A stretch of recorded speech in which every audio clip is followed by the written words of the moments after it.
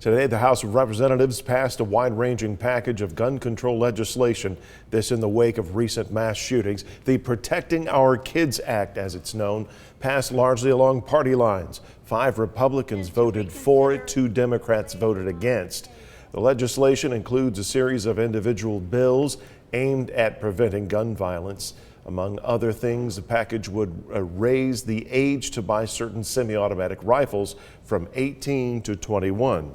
Here in the Tennessee Valley, gun store owners say those moves from the federal government are leading to a spike in gun sales. Since the shooting in Uvalde, Texas, gun stores in some places have seen as much as a 30% increase in sales. Liam Collins has this story.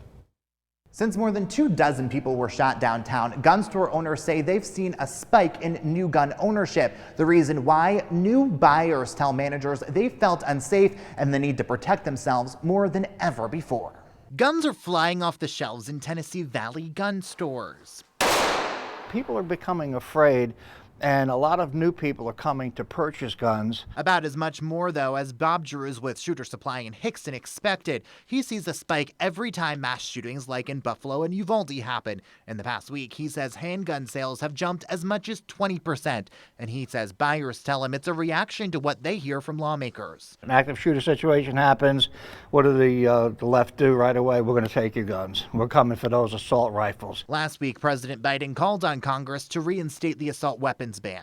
I respect the culture and the tradition and the concerns of lawful gun owners.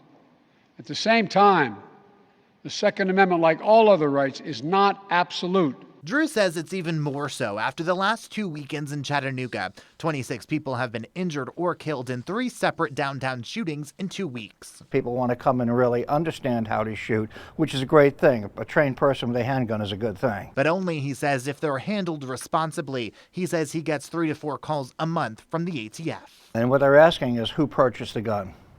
Why do you want it? We're returning a stolen gun. Studies have shown as much as 60% of gun crime is committed using a gun which was obtained illegally. Drew says preventing that starts with responsible gun storage. If people were to be smart about that, don't leave a gun in a car and don't leave your key fob in a car. Now, Drew says he's also seen more people interested in gun training, and he says that's exactly what he likes to see. That process includes how to handle, fire, and store a weapon. In Hixson, Liam Collins, Local 3.